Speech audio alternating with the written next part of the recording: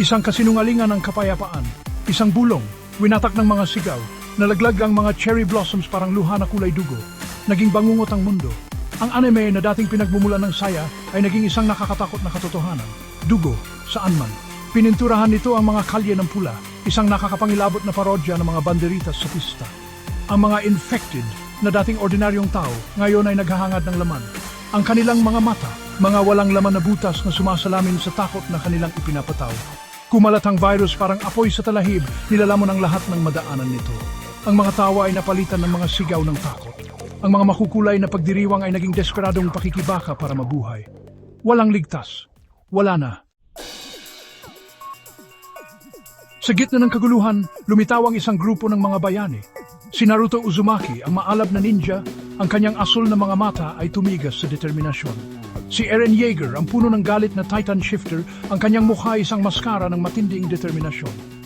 At naroon din si Usagi Tsukino, ang iyakin na nag-transform bilang Sailor Moon. Ang kanyang mga luha na dating tanda ng kahinaan, ngayon ay sumasalamin sa sakit ng isang mundong gumuguho. Lalaban siya para sa kanyang mga kaibigan, para sa kanyang lungsod, para sa alaala ng isang nawalang mundo. Magkakaiba sila, ngunit pinag-isa ng isang karaniwang kaaway. Ang pagkagutom sa lamang, ang walang kabusugan na pagkauhaw sa buhay na sa kabalintunaan ay pumapatay sa buhay ng iba. Ang kanilang mga kasanayan na hasa sa mga pantastikong labanan ngayon ay inilagay sa sukdulan. Kumaluskos ang hangin sa enerhiya. Gumuho ang mga gusali na parang mga kastilyong buhangin. Pumuno sa hangin ang baho ng nabubulok, isang nakakasakal na paalala ng kaaway. Nagngangalit ang labanan. Ang Rasengan ni Naruto, isang umiikot na bola ng chakra ay pumunit sa mga undead. Si Eren, isang higanting titan, ay durog ang mga undead sa ilalim ng kanyang mga paa, isang dagundong ng pagsuway na umalingaw sa wasak na lungsod. Sa itaas ng lahat, minamaneho ng isang determinadong si Shinji Ikari, ay pumailan lang ang Unit 01, ang Neon Genesis Evangelion.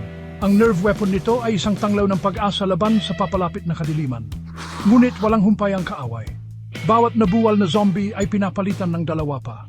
Ang pag-asa, isang andap-andap na kandila sa hangin, ay nanganganib na mapatay. Sa ibabaw ng isang skyscraper na tinatanaw ang wasak na lungsod, muling nagkatipon ang mga bayani. Pagod na ang kanilang mga mukha, ngunit hindi nasira ang kanilang mga espiritu. Hindi tayo mananalo ng ganito, sabi ni Naruto. Paos ang boses. Kailangan natin ng plano, unggol ni Eren, ang kanyang mga mata ay nagliliyab sa diwa ng isang mandirigma. Si Usagi, ang kanyang mukha ay may bahid ng luha at dumi, ay bumulong, kailangan nating makahanap ng paraan para mapigilan ito, para sa lahat. Ang kanilang mga kapangyarihan sa anime lamang ay hindi sapat. Kailangan nila ng himala.